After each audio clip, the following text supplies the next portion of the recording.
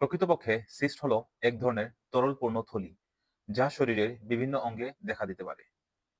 শরীরে সিস্ট হলে অনেকে দুশ্চিন্তায় পড়ে যায়, কিন্তু সব সিস্ট ক্ষতিকর নয়। সিস্ট সাধারণত প্যাথোলজিক্যাল বা ফিজিওলজিক্যাল কারণে সৃষ্টি হয়। সিস্ট বিভিন্ন প্রকারের হতে পারে, যা তাদের গঠনের প্রকৃতি, অবস্থান ও কারণে পার্থক্য হয়ে থাকে।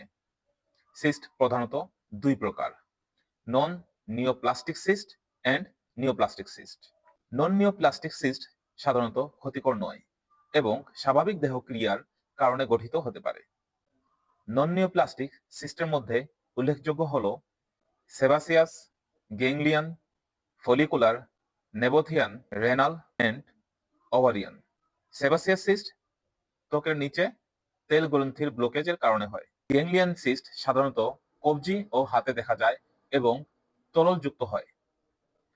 ফলিকুলার সিস্ট চুলের গোড়ার কাছাকাছি হয়, যা ত্বকের নিচে গঠিত হয়। নাবোথিয়ান সিস্ট জরায়ুর সার্ভিক্সে গঠিত হয়। কিডনি বা রেনাল সিস্ট কিডনির মধ্যে তরলপূর্ণ থলির হিসাবে থাকে, যা সাধারণত ক্ষতিকর নয়।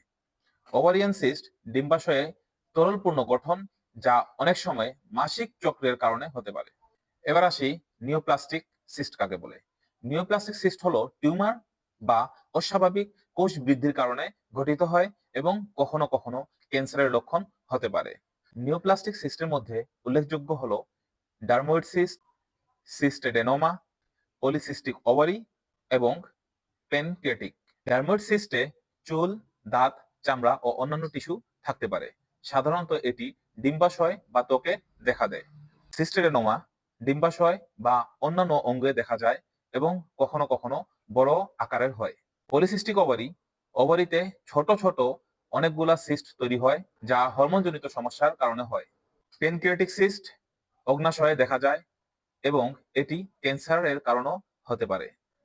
অতএব বলা যায় সিস্ট সাধারণত ক্ষতিকর নয়, তবে কিছু সিস্ট জটিলতার সৃষ্টি করতে পারে। কোনো সিস্ট যদি ব্যথা, সংক্রমণ এবং বৃদ্ধি পেতে থাকে, তবে চিকিৎসকের পরামর্শ নেওয়া উচিত। পরীক্ষার মাধ্যমে সিস্টের প্রকৃতি ও চিকিৎসা পদ্ধতি নির্ধারণ সম্ভব। সকলে ভালো থাকবেন, সুস্থ থাকবেন। আল্লাহ হাফিজ।